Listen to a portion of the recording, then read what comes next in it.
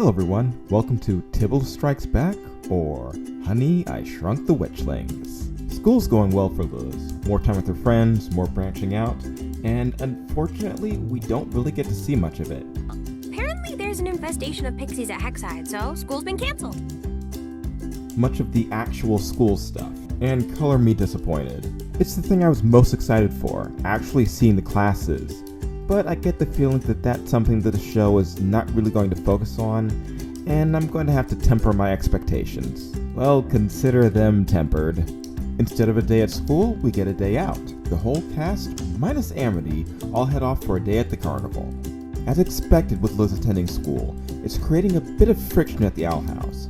She's gone for portions of the day, no longer just being around with Ida and King. I'm still missing out on more magic lessons with Ida, but what you gonna do? King seems to be taking it particularly hard, which I can see. Liz is one of the few people around that really seem to get him.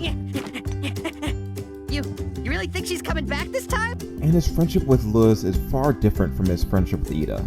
It's understandable. Liz is starting something new, a new routine, something that she's sharing with Willow and Gus, but something that's leaving King out. And if there's one thing that we do know about King, it's that he can be a petty little demon. Tibbles makes his return as a possible secondary villain for the series. I don't know if they're going to keep him as ineffectual or if they're going to turn him into something more dangerous later on. And I'm not quite certain at the moment which I prefer for him to be.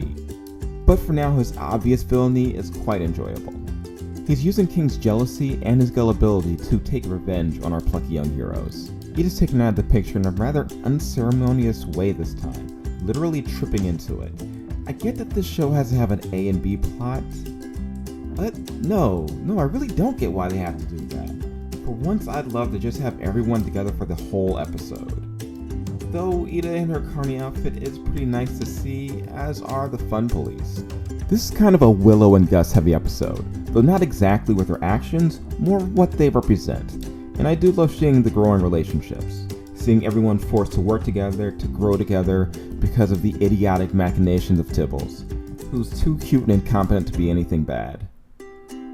One thing that happens, one very important thing, is that we get the characters talking. We get them sharing what's going on, why there's trouble, what's being felt. The show just doesn't drag out the important stuff. And that's good. It's why I'm glad that the whole curse stuff got brought up and shared so early in the show. This episode was mostly light little stuff. I'm not going to use the dirty word filler, because it's not that. It's character relationship stuff, which is important. But it's a fluff episode, and that's what I'm going to call it. I'm hoping for something a bit more meaty next outing, but I still am having fun. And sometimes you need these little breather episodes. Well, until next time, this is Cactus Boy saying bye-bye. Thanks for watching the video. I hope you enjoyed the video though. Press subscribe so you're notified when I upload again.